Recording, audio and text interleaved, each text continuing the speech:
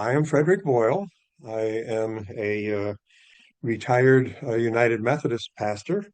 I retired maybe 8 or 9 years ago. I didn't keep track, but um, much to my surprise, actually, I got an email from Lois to invite me to be here this evening and to share experiences that I had 20 years ago in going to Iraq just previous to W's uh, shock and awe excursion.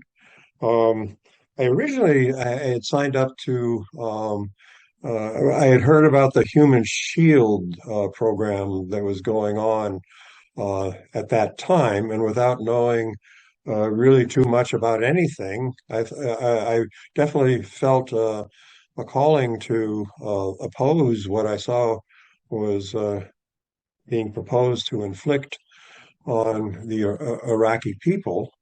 And so I was motivated to contact Human Shields and volunteer to go. And I guess because I was a clergy, the local media in Morristown, New Jersey, picked it up, and all of a sudden I found myself, you know, in the center of something that I never anticipated.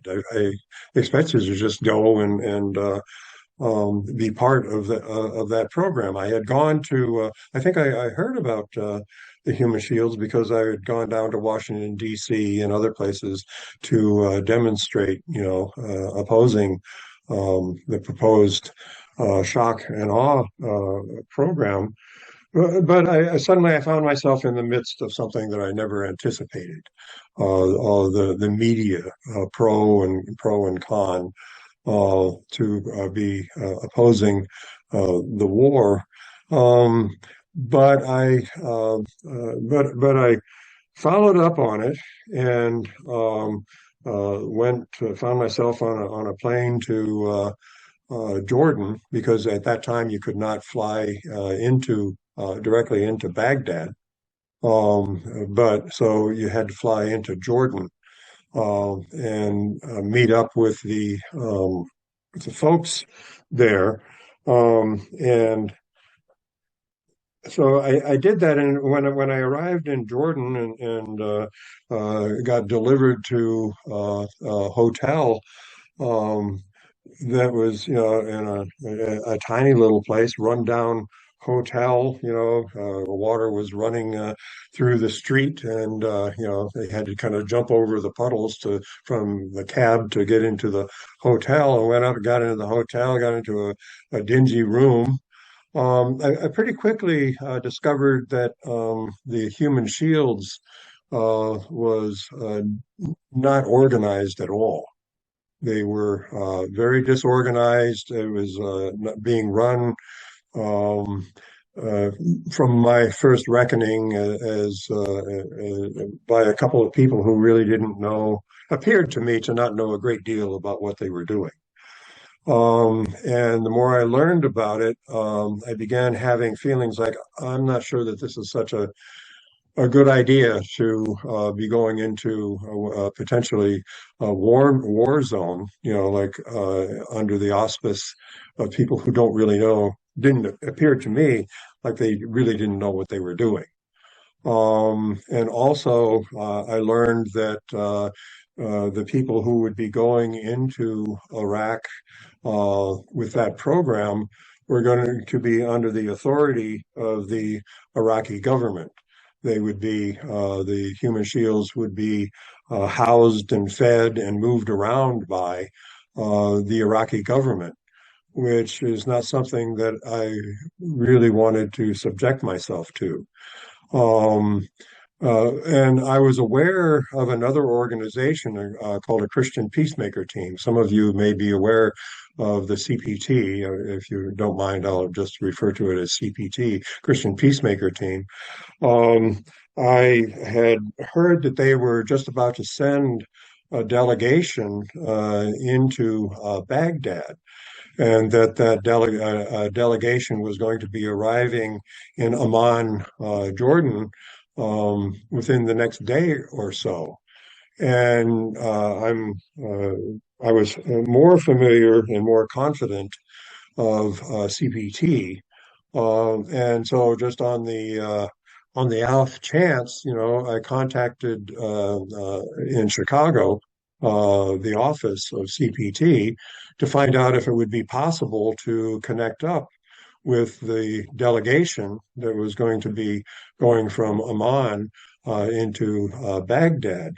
It was going to be a tight, they were going to be, like basically an overnight coming, the team was gathering in Amman, and then the next morning they were going to be going into Baghdad, which left very um, a small amount of time to make that connection. But as God would have it, um, I hope you'll excuse me. I am a Christian Quaker, and so I use Christian terminology. As a Christian Quaker, I also, am totally comfortable with Muslim and Jewish and whatever, But my own background is Christian, and as I said, I'm a retired United Methodist pastor, so that's my jargon, and I hope you'll um, I hope you'll go along with that explanation. Anyway, as God would have it, um, it snowed that night that the delegation was going to come into Amman, Jordan. It snowed in Amman, Jordan, and they hadn't had snow in Amman, Jordan in heaven knows how long.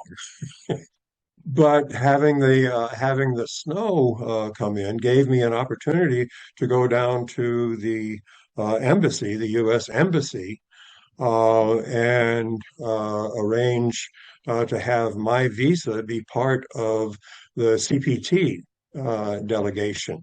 So I was able to, by God's grace, I was able to connect up with the CPT delegation and went into Baghdad with that organization.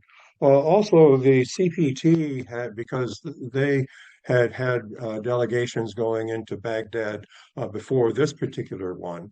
And so they had a whole program of contacts in Baghdad. And so we visited hospitals, we visited the World Health Organization in Baghdad. We visited homes of residents. We visited a Christian church. We've visited temple,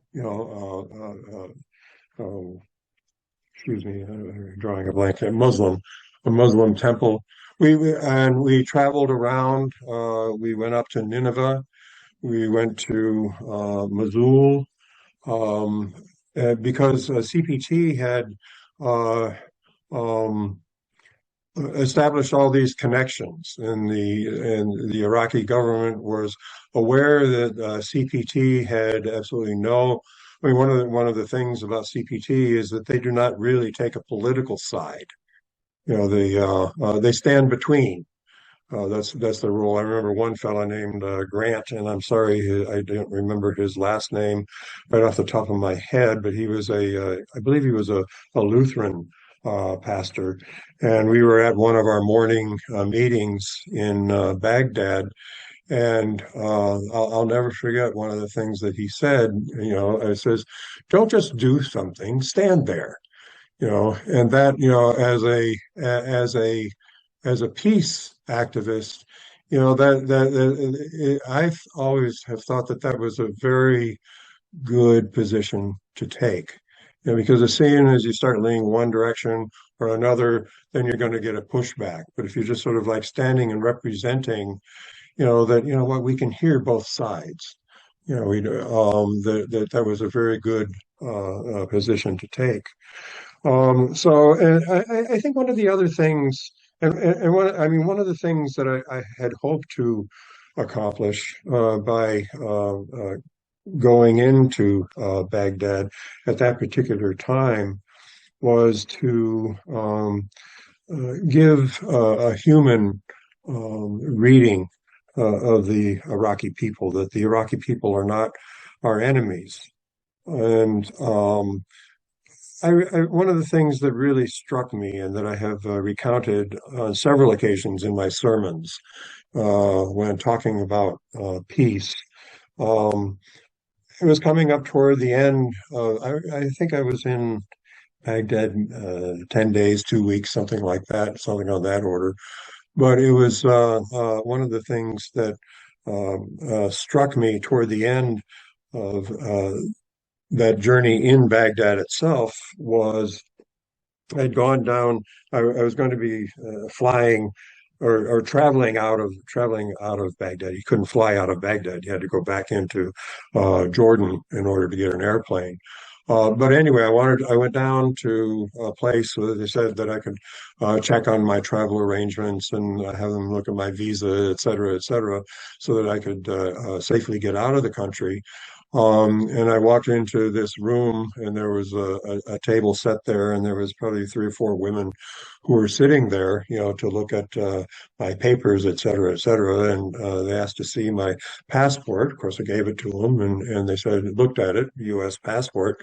They said, you're our enemy. Would you like a cup of tea? And I mean, that just, I mean, that was just so beautiful, I mean, that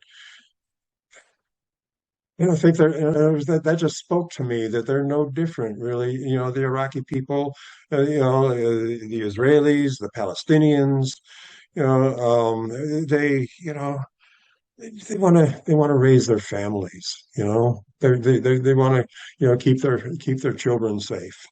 Um, so it just spoke volumes and volumes to me about the whatever the government is doing, that people all over the world are just like us. Um, anyway, so coming back, like during the time that I was in Iraq, I had contact. There was the local paper in Morristown, the Daily Record, was like they're the ones that plastered my name all over everything. Much, I mean, it is what it was. Um, and they were so while I was in Iraq, I was hearing, because I periodically the newspaper would contact me in Baghdad, and they would say, not everybody is in favor of what you're doing there, And to be honest, I had never really given that a thought. It just never occurred to me, I mean, I was just, I was their Christian peacemaker team, what's the problem? Um, but it was a problem for a number of people. And when I got when I returned, um, and actually was able to, I heard, my email, my texts, my phone messages. I mean, it reminds me of what is happening now with I don't even can't even say his name, but I think you know who I'm talking about. That is turning attention, all this negative attention, on innocent people. There's just people trying to do their job and whatnot. But the deluge that comes because of media was astounding. And I was serving a church at that time, and even people in the church, that people that I had a wonderful, wonderful relationship with, suddenly, like had an entirely different view stories were being made up, that why, what is this about? People are accusing me of child abuse, people accusing me of being a criminal. I mean, just, like all kinds of just stuff that I never even would have imagined. And that's why when I'm hearing about, people who are being targeted by a certain Republican, I kind of know what they're talking about because I mean, ordinarily, you wouldn't imagine that people would do that to somebody, but they do. And so, I mean, when I'm hearing on the news about, the people who are receiving death threats and all manner of negativity, and I don't even want to really imagine the stuff because the media now is much more than it was 20 years ago. Um, and so I was surprised by that, and this is where I sort of like begin really having to consider the struggle, the struggle to be um, a voice that is not in the mainstream, particularly when it comes to people's view of patriotism, what is patriotic and what is not. Um, and entering into the political uh, arena. I mean, I was so naive that I didn't think that I didn't really consider that war was a political issue. But obviously it is. But that hadn't been on my mind. I was incredibly naive about the whole business, when I first started out. Because then it went from that, and then the government got involved in coming after me. The OFAC, the Office of Foreign Asset something or another, the government came after me and it said that because I had gone into Iraq, there was supposedly a law that I didn't know anything about that said, you can't be spending U.S. money in Iraq at that time because somehow it was going to be supporting the Iraqi government and therefore making me an enemy of the United States. I mean, the amount of money, the amount of money I spent in Iraq. I mean, I probably eat more than that in a week, I mean, but, and particularly in light of the fact that the government was still, and the big oil and all the corporations, they were still pouring billions of dollars, probably, I'm not familiar with statistics, but I'm sure they were spending a lot more money in Iraq in those days than I spent in a restaurant, or paying for a hotel room. But because it was all wrapped up in because I was opposed to what W wanted, I now was an enemy of the United States, according to the U.S. government, which then, they were going to. I was threatened with prison and enormous fines, for having made this trek into Iraq with a Christian peacemaker team, and so the I contacted the ACLU. The ACL or the ACLU contacted me. I don't remember exactly how that transpired, but one way or another, the ACLU jumped in, and then there was another group. It began with a B, and I'm sorry, I can't recall the name of it right off the top of my head. Anyway, there was another set of lawyers that got involved to my defense. I mean, it was a struggle of activism that I had never anticipated, and uh, eventually, I mean, because I mean, my greatest calling was to be a pastor of a church. I mean, that's really what I feel God called me to, and it's what I actually had gone through all of the steps in order to get ordained, et cetera, et cetera. And that's really what I wanted to do. And I found that the only way that I was going to be able to continue to do that after a 2 or 3 year struggle with the government and all was to just settle. I settled for I can't remember the dollar amount now, but the ACLU or this other organization, we came to terms, so that I would get out of the news, just go back to my simple life, and the government would go on with what it is doing. So, I mean, um, that's my story, and I'm sticking with it. And I guess I'm wondering if I'd like to just kind of hear questions, feedback, your own experiences.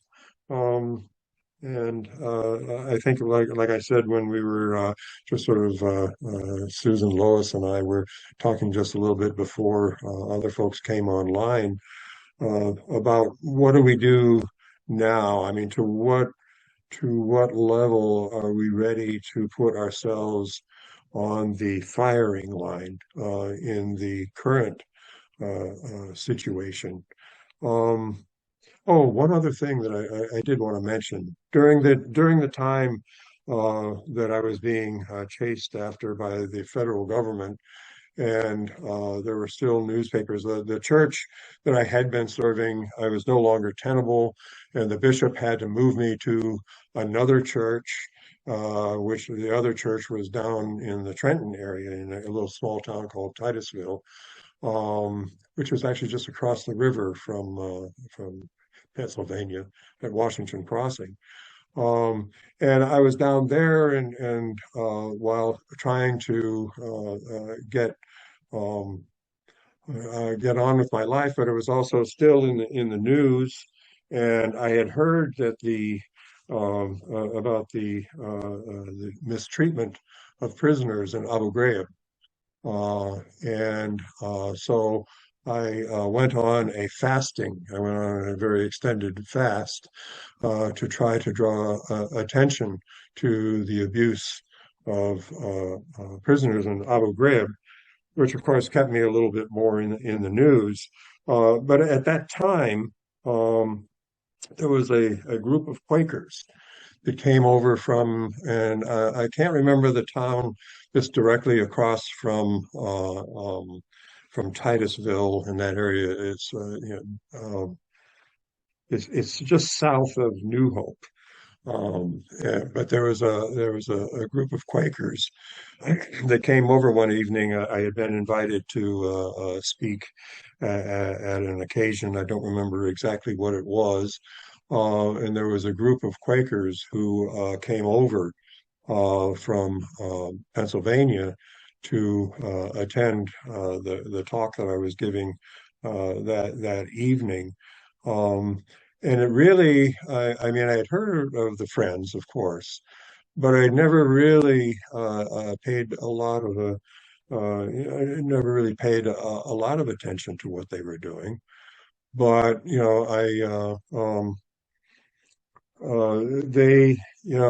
that was the first time that I recognized, what the Quakers were about in terms of their peace and their stance of, I mean, in some ways,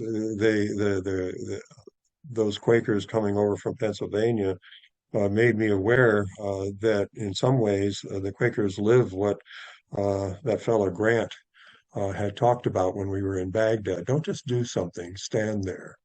Allow stillness to work. Allow what I call God, whatever other names are presented. I can't read it. What does it say?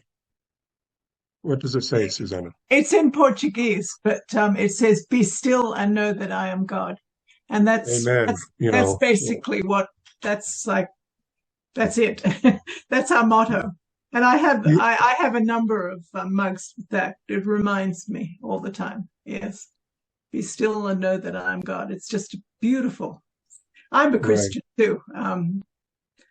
And Yeah, from the Psalms, and and I think that in now 20 years later, and having learned a thing or two, and really we're sitting more often with Quakers. I attend the Montclair monthly meeting when I can. I still get called out to preach as a retired pastor, but whenever I can, I mean, to be able to spend that hour to find really the the power of silence and allow God to be God, and I think as I said, I'm going to be 75 fairly soon, and I just feel like for me right now, peace activism, um, I have to count on God for it. I mean, in our own little sphere, right? Each of us, I have my little sphere, and I play the harp, and bring as much peace into the world as possible. Because I mean, it's hard. I mean, to be really out there on the front line um, is tough. what can you go back like the 90s, the 80s? What led you to this? I mean, I I just remember that the first Iraq war was just horrific. And then in 2001, suddenly deciding that after 9/11 we were going to go and bomb Iraq. I mean, it was just so disgusting. And then they had a vote in Congress, and there was one person, there was only one senator who was opposed to it. Barbara Boxer, was that who it was? Yeah. Mm. But all of them, and there were all these stories about weapons of mass destruction, and it was all a lie. And that whole thing, it's interesting because we've just gone through 7 years of this awful behavior in Congress and everything else. But and I think we've forgotten how appalling the behavior was in the early 2000s with these. And so what? So can you then describe what led you up to that? Because I think it's personally I didn't know you'd done that, and I'm so thrilled you did. I think I know it was hard and it took a huge toll on you, but I'm really glad you did that. I was just one of many people, I mean, I didn't look at it as anything extraordinary at the time, and I still don't. I mean, I'm in some ways, like I was mentioning to my wife, this evening as we were having dinner. In some ways, I feel a little bit dishonest because this, for whatever reason, and I really cannot explain why, that particular invasion just rattled me, and got me out of this very quiet space of going to seminary and just wanting to pastor a small church in New Jersey and sort of live my life. Why? I can only say that it was that it was the Holy Spirit somehow just awakened that part of me. My family, I mean, going all the way back to my great grandparents, were all pacifists. And my great grandmother from forward were of the Baha'i faith, which encompasses pretty much a view of all faiths. Um, but pacifist, I have that deeply rooted in my gen, genealogy, you know, and the what W was proposing at that time, based on very flimsy evidence. I mean, I never did believe that there was WMD, but that was just, it was just an intuitive sense. I had absolutely no data empirical data to support my intuitive sense, but that was my intuitive sense that the whole thing was bogus. Um, and especially like on top of, as you say, Susanna, the 91, which that wasn't a war, that was a massacre. There was, they went in there and just mowed down the people. That's all there was to it. And I mean, and to do that again in 10 years. I mean, one of the places that we visited in the while in Baghdad was a hospital that had been bombed by American missiles in 91. And the bomb had come down through basically a chimney shaft, and just boom, blew everybody away. And so I mean, I don't. I wish I had I wish I had a real causal thing to share. Why in 2001, or 2003, why was I moved to put myself out that far? I really can't say, except by divine impulse. Yeah.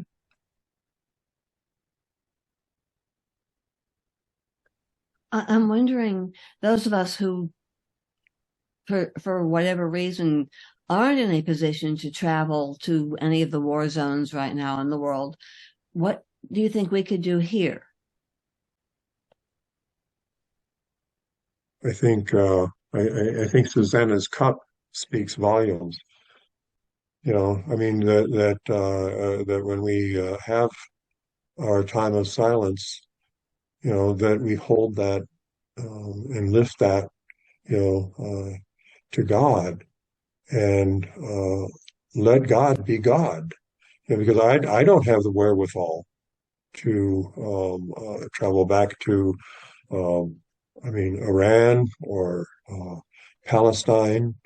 I just don't have the wherewithal to do it now, and so I have to trust that in fact God is if that our belief in the power of silence, our unity in purpose of peace. I have to believe that can be enough and that it's needed, essentially, powerfully needed. But, Tom, is it? I think you Yes, were that's going to right. speak. What did CPT do when it got to Baghdad and other cities? What was its activity once there?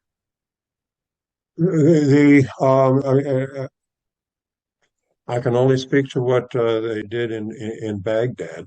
Yeah, Um, right. We as I said, we visited hospitals.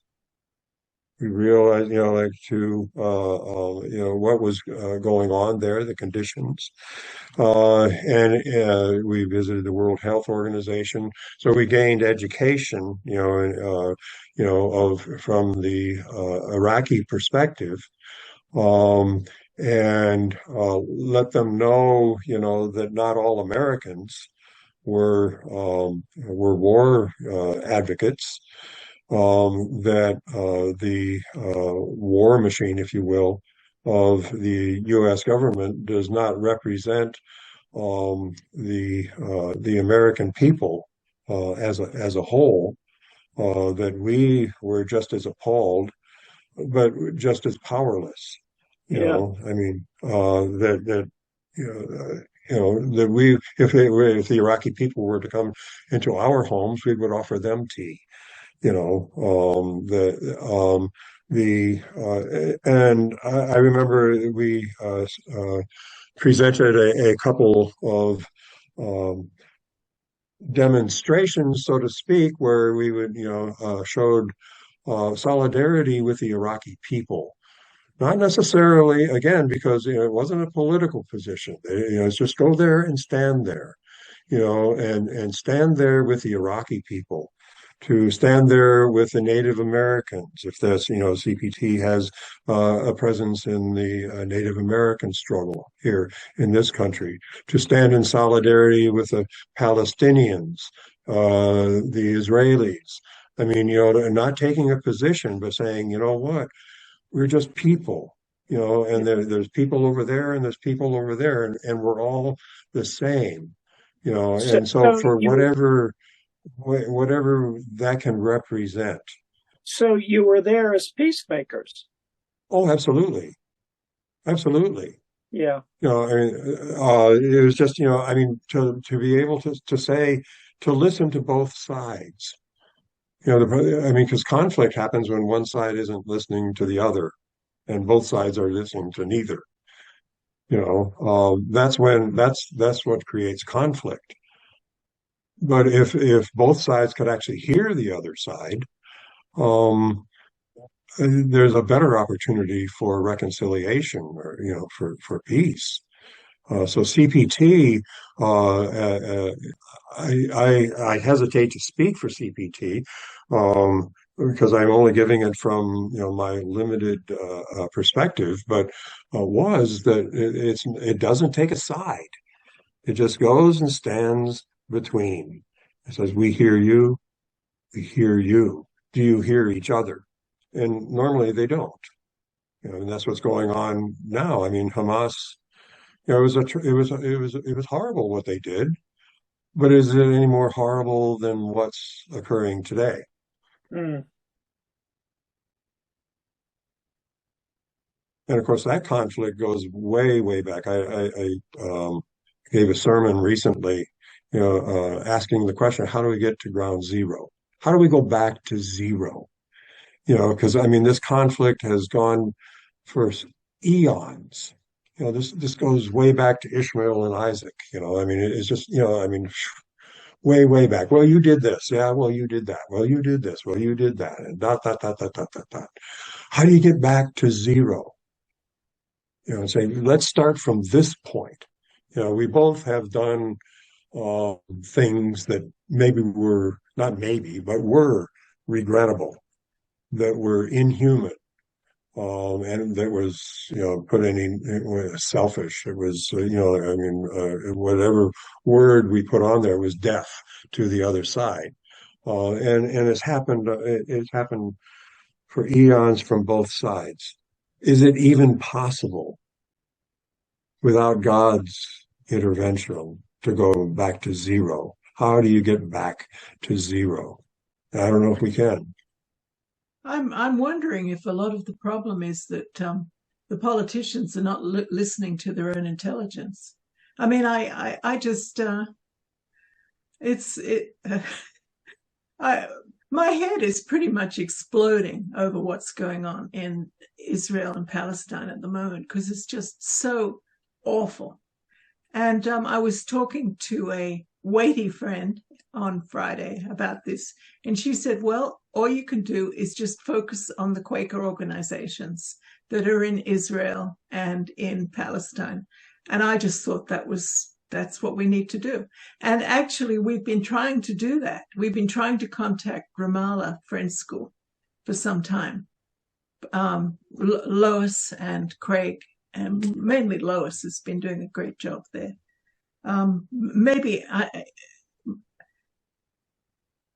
Maybe I've made a contact today. I don't know. But that's what we're trying to do. We're trying to, if we can help the people who we know are there and are there to help, which is Ramallah School. And then we heard today that those 3 young men that were shot, they were all Ramallah School graduates, which just... Oh, really? Yes. And so one of them is in Haverford. And so they all went to universities around the United States. So this is, it just puts another layer of awfulness onto it, though. But that's what we can do. We have to focus on what we have. And the American Foreign Service Committee was started in 1917, and they're good people, and they are they've been in Palestine, they've been in Israel for a long time. I went to a meeting they had about 4 years ago, where they brought people from Palestine and from Israel into Philadelphia, and they traveled around the United States. So I think we have the resources. We just have to put things together. And that's tough but that's what we have to do. And that's what I have to do. Try and figure out how we can get things together. But having you talk to us is really part of it, though. And then next week we're going to have the principal of Brahmana School talk to us, and hopefully we'll also get some people from Ramallah to talk to us, so that we can figure out what to focus on and what we can do collectively. Because The link that I connected here, is this an ongoing link? I would use yes, the same link next week, yes, for instance. yes, you would. Yes, yeah. Except next week it'll be at 2:00 in the afternoon because he's in Lebanon. He's speaking from Lebanon, which is really great. Yeah, I mean, Lebanon, he doesn't have the same problems they're having in Palestine. But the Lebanese currency collapsed some years ago. So I mean, it's an uphill struggle, and he's doing a terrific job of keeping the school together. So we can't stop the bombs, but maybe I don't know.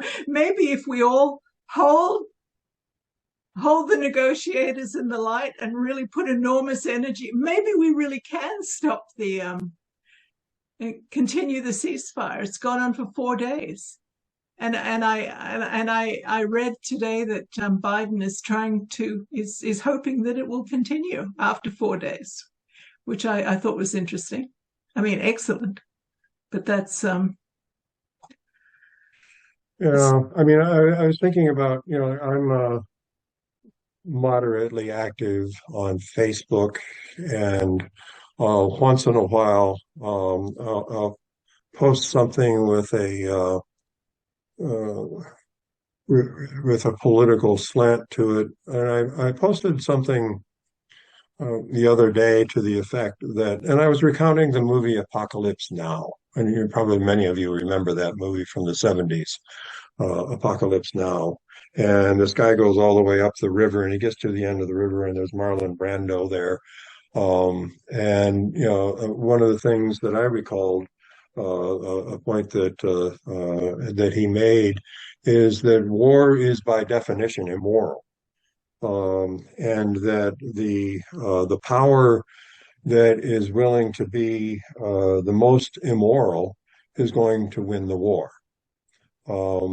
And I posted that up on Facebook, that view, which of course elicited pushback.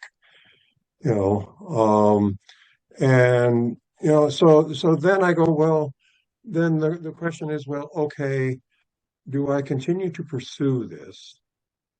Because were I to do so, I know that I would not be changing anybody's mind. A person or people that had an opposing view were not going to be convinced by whatever subsequent argument I were to make. But does that mean, do I then just stop posting things like that? Or do I just go ahead and keep poking the pig, so to speak, if you know what I mean? Just, every now and again, just, make this statement, does that have, does even just making the statement, taking the time and taking the chance to go ahead and make the public statement, is that any more powerful than our silence? First of all, I disagree with you. I don't think the most amoral wins. I mean, look what's happening in Ukraine, and I've been wearing a Ukraine necklace every day since the hostilities started last year, just to remind myself to keep Ukraine in the light, keep the people in the light. And so yeah, I don't know. What does anyone else think? No opinions. I think sometimes it's true that the more immoral, the dirtier fighter wins, because they go where no one else will, but I don't think that's always the case. I don't think it's 100%, but it is quite often. And hi, Frederick, I remember you from, Cynthia. I'm the reason you're here. Oh, okay. Um, Thank you. Way back in the yonder years, Susanna and I were sharing a cubicle, I think around the time of the Iraq War. That's exactly right. That's exactly right. And we were both of the same viewpoint that this was this was crap, what they were doing, bombing Iraq. And Right. I also remember reading something, I think it was some Morristown paper, about someone who went there for peace. And I was like, wow, okay, that's great. Then I saw what a pummeling you were taking. And I went, well, yeah, there goes my cynicism again. And then I happened upon you at Montclair Friends meeting. I think you stood up and mentioned something at one point. And I was like, well, I like his viewpoint. So you're my Facebook friend. And Lois was looking for speakers. And I was like, yeah, you know what? I think Frederick might be good. It's interesting that you're. Are you still a Methodist minister as well as being a Quaker? Yes. Oh, that's wonderful. Yeah, Once ordained, always ordained, Yeah, They just send us out to pastor. We had a Presbyterian minister who retired as a Presbyterian minister, and then he and his wife went to England and came back Quaker. And I never quite figured out how that happened. But he died a couple of years ago, but his widow is still very active in our meeting. And yeah, retired ministers are great. Great as Quakers, because you have a background. You've been thinking about things for a long time, which is really, really great. And now that you're retired, you can say stuff that you probably couldn't before. Well, yeah, because at this point I go in, I get called in for pulpit supply. So I go into churches that I am not responsible for administrating. And so I can go in and speak my truth. I tend to stay away. I don't really talk politics, from the pulpit. I don't think that's appropriate. But I do talk peace. I talk about the power of God over the power of people. And in other words, I would not go into the pulpit and speak my word about who wins the war with regard to immorality. That is not something that I would say from the pulpit because you're going to have different opinions about it, and that's fine. I mean, Susanna, I'm glad you disagree. I mean, I guess, that's perfectly fine, you know. I just see Russia as being incredibly amoral, and Ukraine is just trying to stop. So I suppose there's wars and wars. I mean, this is an invasion, this genocidal invasion, which is not like two Right. two Well, nations just trying to blow each I other would up. just say that the Ukrainians are they're killing people as well. And they're defending themselves, and I understand that. And the victor of that particular conflict has yet to be determined. And what is true is that whoever comes out quote unquote victorious, that's not going to end the struggle. Because those resentments, I mean, whatever side it was, those resentments are there. I mean, it's a multi-headed dragon, violence, and immorality, and you can chop off one head and it'll just grow another one. So I am I'm British, and my grandfather, my English grandfather, lost 9 first cousins in the First World War. 9 first cousins in the First World War. So I have a very small family because everyone was killed. So I'm my great fear and regret about any war is just what will it's just the ripples go on. I mean, over 100 years after it's ended, I've just been invited to go to England in April for a launching of a book, about these young men that were killed in from a British school that all went off to the war, and they had something like 80 people from that school that was killed in the First World War, and so they're still talking about it. Yeah. You know, the First World War ended in 1918, and they're still talking about it. People are still suffering from it, and that's the problem with war. I mean, war is horrible. I mean, it's just awful. It's awful. But that's the problem they have in Ukraine. Do they just sort of not fight back and let people kill everyone, or do they fight back? And that's the problem we have as Quakers too. I mean, what do? Do you allow? Do you let the Russians come in with all their drones and drop bombs on you and destroy your electricity and blow up the nuclear, or do you figure out ways of stopping it? I'm very glad I'm not military, because I would just, I mean, I would do nothing. It's as simple as that. Stand still. I would not be taking up a gun or a sword or a drone or a weapon or anything. But how dare I tell anyone else not to do that? Well, it would be taking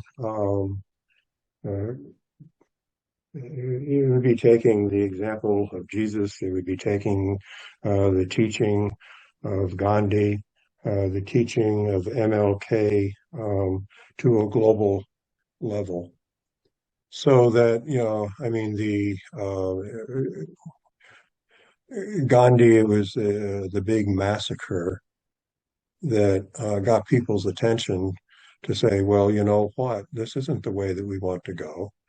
It was the Pettit Bridge that made an invaluable change in that struggle. So yeah, the cost for global peace is going to be astronomical, because it means that one side is in fact going to do that. They're going to lay down their arms and be the example for the rest of the world to see the horror, and that then maybe there will be a change. But I mean, the size of that tragedy is beyond my comprehension, but I think that's what it's going to take. And I don't know if we can get there. Well, if the massacre of Bucha and Mariupol didn't stop anything, and the massacre of 1,200 Israelis, that's the thing. It feels to me like the whole world is run by these weapons companies, the billionaires and the weapons companies. It's like, is that what this is all about? Yeah. Yeah. It's very depressing, actually. I find it I'm hoping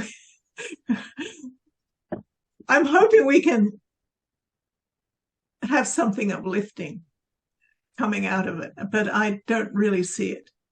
It's just terribly upsetting what people do to other people, and that's awful.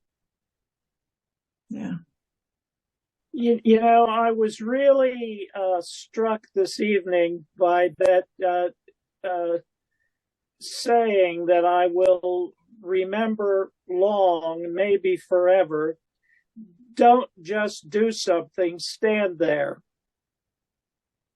Right. So absolutely brilliant. Yeah. It really strikes me deeply. I wonder if I can find that fellow's name. And I remember his first name was Grant. Well, we had that on the notice board at Haddonfield meeting, except it was, don't just do something, sit. Same idea, yeah. It's the same thing. Yeah. I will look up the fellow's name and pass it back to the meeting. Okay. Yeah, It is. Yeah. Yeah. I think that I'm hopeful. Is hopeful the word? I don't know that hopeful is the word. I'm prayerful. I definitely am prayerful.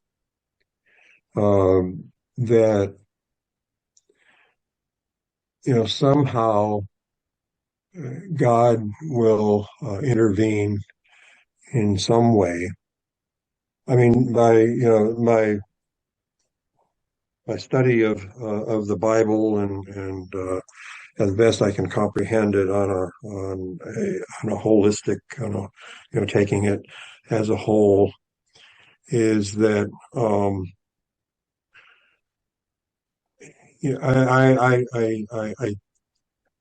I fear I think um, I it's going to, I'm sorry to say, but I think it's going to take something catastrophic to bring humankind back to zero. You know what I mean by that? Yeah. Back to the place where we forget our bickerings back and forth, where you did this to me and I did that to you, and blah blah blah blah blah blah blah, and on it goes. And that it's going to take something catastrophic to bring humankind to have the unity where maybe I mean does that mean I don't know what that means, but I mean um to get back to zero where we forget, you know we don't forget, but we forgive. Yeah, Right. Tom. Well, I would say to that, there's always a slight glimmer of hope. After all, God brought us Gandhi and God brought us Martin Luther King Jr. And when I think sometimes, because I'm old enough to have lived through the time of Martin Luther King Jr., and when I think sometimes of the state that the United States, as troubled as it is today, for example, but how it would be if it weren't for Martin Luther King Jr. and Bayard Rustin and the people he was associated with, it would have been just terrible. And it is infinitely better, I believe, because people like them were given to us. So for me, there's always a glimmer of hope. There are, miracles do happen, and they're perfect examples of that to me. Yeah. Yeah. No, I agree. To me. Yeah.